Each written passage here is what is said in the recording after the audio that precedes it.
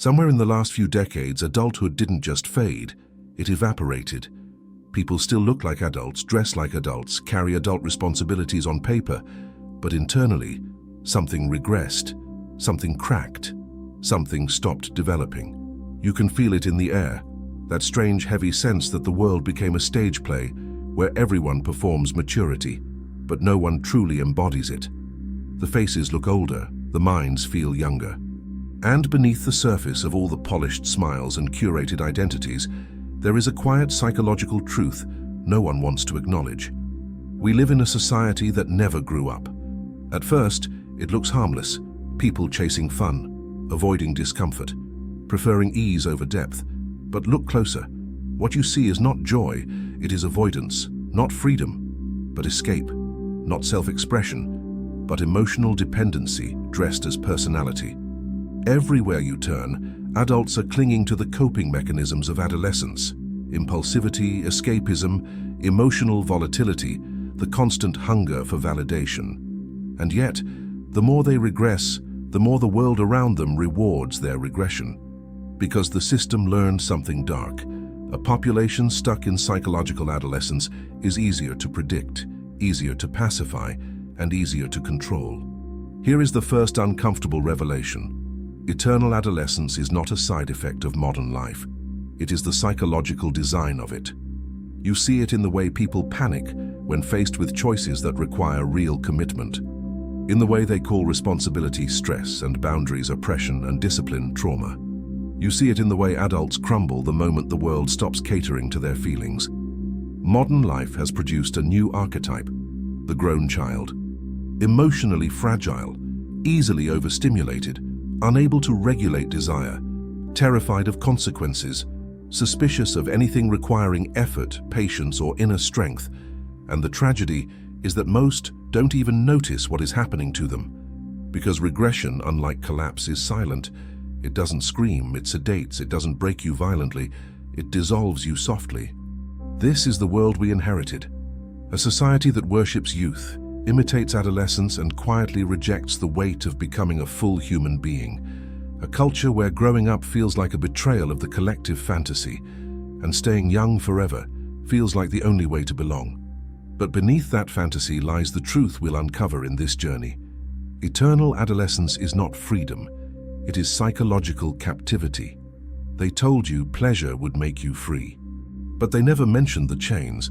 Modern society discovered the most efficient way to keep people obedient.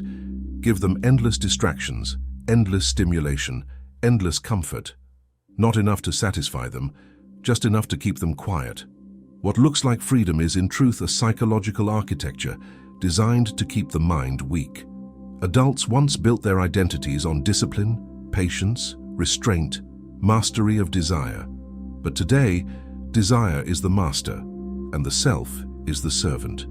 We live inside an economy of instant gratification, where every impulse is indulged before it matures into intention, and every discomfort is erased before it can become growth. Here lies the next revelation. Pleasure is no longer a reward. It is a sedative. Think of how quickly modern life answers your cravings. A tap, a swipe, a click, and the world bends into indulgence. Food, entertainment, validation, sexuality, distraction, everything is available faster than your brain can question whether you truly want it. When pleasure becomes this immediate, something crucial dies inside you, the ability to tolerate emptiness. And without the ability to sit in emptiness, you cannot think deeply, cannot choose consciously, cannot grow internally. So you chase stimulation to avoid silence. You chase noise to avoid the self. You chase the next hit of dopamine the way a teenager escapes homework, desperately, compulsively, without understanding why. This is how adults become emotional dependents. They don't outgrow their impulses, they live inside them. Pleasure becomes not an experience but a loop, a cycle that traps them in the psychology of adolescence. And the world encourages this regression. Algorithms feed your desires faster than you can form them. Apps predict what you'll want before you feel the wanting. Entertainment is crafted for minimal attention span. Even relationships are designed for disposability, cheap, replaceable, effortless. Every system around you is optimized to keep you from developing the psychological muscles adulthood requires: patience, restraint, effort, reflection, delayed gratification. Because a mature mind is harder to manipulate, a disciplined individual consumes less. A self-governed adult cannot be controlled through appetite, so the system evolves, and you devolve. Quietly, subtly, beautifully packaged as freedom. But here is the darkest truth yet. When pleasure becomes a constant, it ceases to be pleasure and becomes a psychological cage disguised as convenience. The adolescence lasts forever, not because people choose it, but because the world makes adulthood feel impossible. The prison door remains open, yes, but few ever try to walk out. Somewhere between comfort and convenience, responsibility became a burden too heavy for the modern psyche. Not because life grew harder, but because minds grew softer. Responsibility was once seen as the gateway to adulthood, the bridge between who you are and who you could become. Today, it is treated like an injustice, an intrusion, an enemy of personal well-being. The culture whispers to you that anything difficult is harmful, anything demanding is abusive, anything that asks you to grow is a threat to your inner child. And so adults shrink, not physically, psychologically. They recoil from decisions the way children recoil from discipline. They treat obligations as punishments rather than pathways to autonomy. Here lies the next uncomfortable revelation. When a society rejects responsibility, it rejects adulthood itself. Look at how the modern adult behaves when confronted with consequence. They panic. They outsource blame. They search for escape routes. They reinterpret their own choices as something done to them rather than by them. Responsibility requires facing oneself, and that is precisely what people can no longer endure. They prefer narratives where they are eternally acted upon, never acting, eternally wounded, never accountable, eternally trying, never deciding. The system encourages this weakness. Workplaces lower standards to avoid offending fragile egos. Schools inflate grades to protect self-esteem rather than cultivate competence. Relationships are abandoned the moment they demand resilience, communication, or compromise. Fragility becomes a shield and a currency. But something far more destructive happens beneath the surface. When responsibility dies, the self dies with it. A person who cannot carry weight cannot carry identity. A person who avoids consequences avoids growth. A person who expects the world to adapt to their emotions never discovers the strength hidden inside discomfort. This is why modern adults seem emotionally weightless. They are not being shaped by reality. They are being protected from it, and protection, when overused, becomes poison. The padded walls, meant to shield them from pain, end up suffocating their capacity for maturity. Loss, effort, conflict, accountability, all the elements that forge adulthood, disappear from their development. The tragedy is not just that people avoid responsibility, it is that they no longer recognize its purpose. They don't see it as liberation. They see it as oppression. They don't see it as empowerment. They see it as cruelty. They don't see it as the doorway to autonomy. They see it as the thief of their comfort. Here is the revelation. Responsibility is not the weight that crushes adulthood. It is the weight that creates it. Without it, the psyche regresses. With it, the psyche solidifies. And a society that kills responsibility kills the only process through which humans become whole. The modern adult is not broken. They are unfinished. A mind that stopped halfway. A psyche suspended between childhood and maturity, unable to fully cross the threshold into itself. Infantilization is not about childish behavior. It is about a deeper psychological phenomenon. A mind that refuses or fears the weight of being a self-governing individual. To be a child is to depend, to wait for direction, to seek protection, to believe the world should adapt to your needs. The tragedy is that many adults still operate from that same architecture, not because they are incapable, but because the world around them made adulthood feel dangerous and adolescence feel safe. Here lies the next revelation. The infantilized mind is not weak, it is terrified. Terrified of making irreversible choices, terrified of standing alone in the face of consequence. terrified of forming convictions that might isolate them, terrified of discovering that freedom demands responsibility and identity demands sacrifice. And so they cling to adolescent mental habits, emotional reasoning. I feel it, therefore it is true. Avoidance. If I ignore the problem, it disappears. Fragile ego. Any disagreement is an attack. Borrowed identity. Tell me who I am so I don't have to decide. They outsource thought to trends, outsource values to the crowd, outsource meaning to external approval. The self becomes a collage of borrowed fragments, none of them rooted, none of them earned. But infantilization has an even darker consequence. It destroys the ability to endure reality. Children process the world through emotion, not structure. When adults continue doing the same, everything feels overwhelming. Responsibility feels cruel. Boundaries feel abusive. Expectations feel oppressive. Truth feels violent. And so the psyche collapses under even mild doses of reality, the way a child collapses under the smallest frustration. Yet beneath all this, there is an even more disturbing truth. Infantilization is not merely a cultural accident, it is profitable. People who fear adulthood cling to institutions for guidance. People who feel fragile consume more to soothe themselves. People who doubt their own judgment seek external authority to interpret the world for them. A society of unfinished adults becomes a marketplace of psychological dependence, and this dependence is rewarded with comfort, with validation, with belonging. But the cost is catastrophic, because the psyche that never grows up never learns to stand, never learns to withstand, never learns to exist without collapsing into the arms of something stronger. This chapter leaves you with a truth most refuse to confront. Infantilization is not a phase. It is a form of psychological captivity disguised as emotional safety. Adulthood doesn't collapse in a single moment. It dissolves in the 1,000 tiny places where responsibility once lived. Not with a scream, but with a sigh. Not with rebellion, but with surrender. There is a point, subtle, almost invisible, where a society stops expecting adults to be adults. Standards lower, boundaries blur. Expectations soften, and slowly the architecture that once built mature human beings erodes beneath the surface.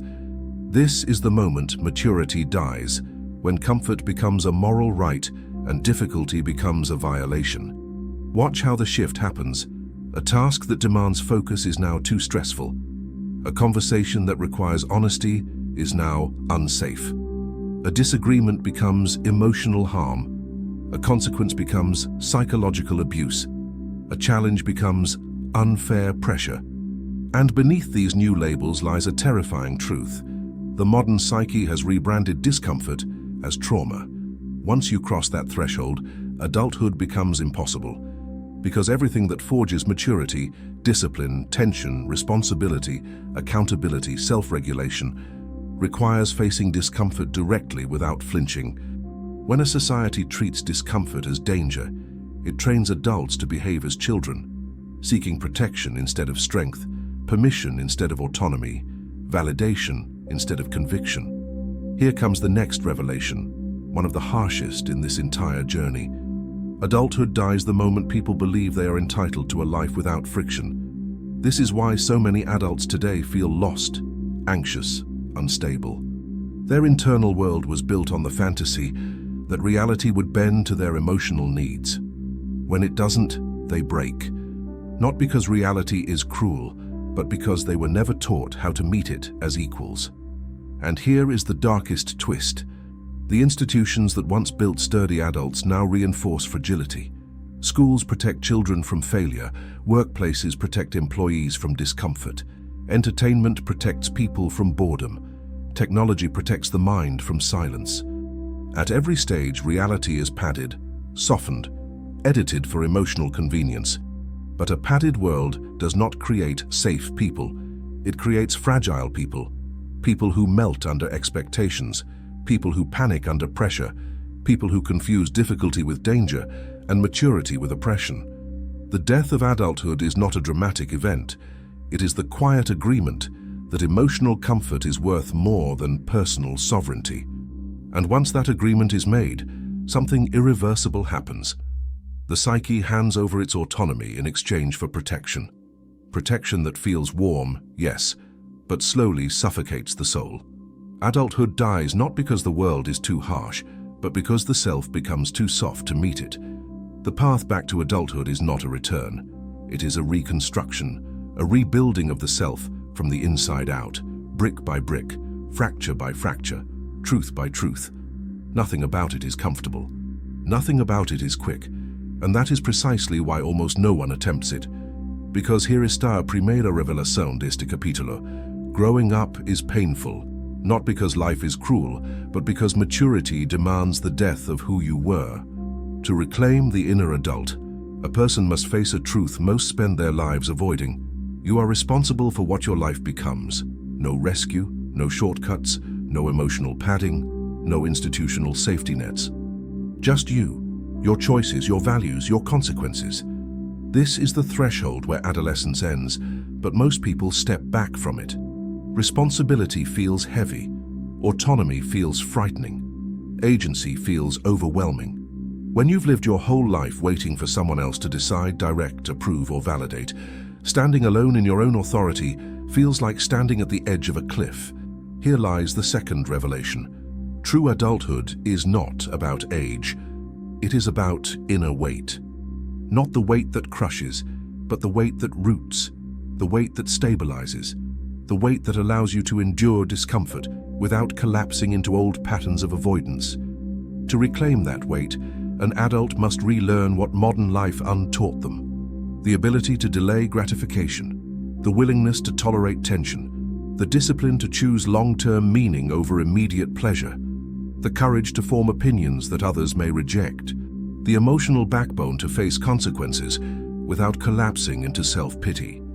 These are not skills, they are transformations, and each one feels like a small death.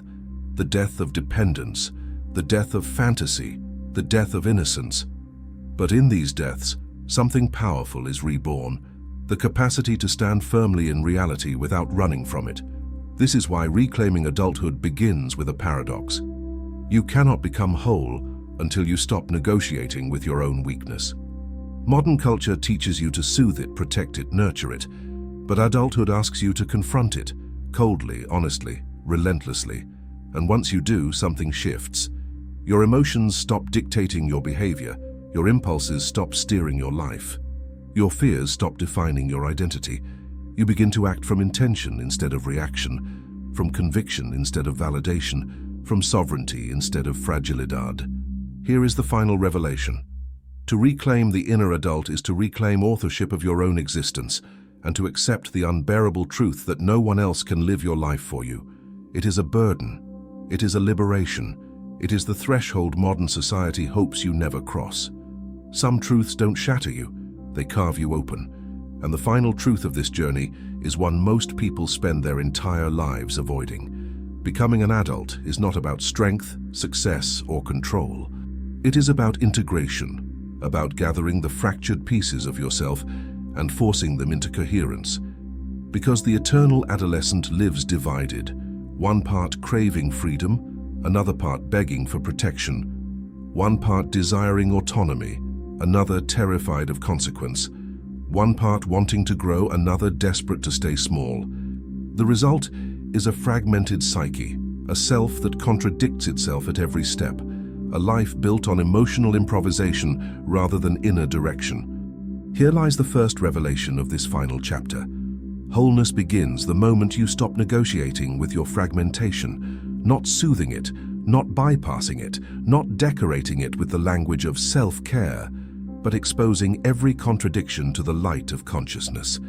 The modern world fears this process because a whole person cannot be controlled the way a fractured one can. A whole person is not swayed by trends, or pacified by distractions, or infantilized by institutions promising emotional safety in exchange for autonomy. A whole person is dangerous, unpredictable, self-directed, rooted, and that is why society offers endless ways to keep you divided. Pleasure, avoidance, dependency, ideological adoption, emotional outsourcing. Eternal adolescence is not merely immaturity, It is the fragmentation of the self into impulses that never unify. But here comes the turning point. Wholeness does not require perfection. It requires ownership. The adult within you is not born from strength, but from responsibility. Not from certainty, but from honesty. Not from emotional comfort, but from the courage to face the parts of yourself you hope no one would ever see. And when you do, something shifts. The chaos inside you quiets. The impulses lose their authority. The fears stop writing your identity. You begin to act from a center that cannot be taken from you, a place adolescence could never access, the seat of inner sovereignty. This is the last threshold, replacing fragmentation with coherence and replacing dependence with authorship. Adulthood is not a destination, it is a reclamation of your agency, your boundaries, your identity, your consciousness. In a world that profits from your immaturity, choosing to grow up becomes an act of rebellion. And the rebellion ends with this truth. You do not become whole when life becomes easier. You become whole when you become equal to reality. If this journey awakens something in you, subscribe to Alchemia and keep walking with us through the hidden layers of the mind.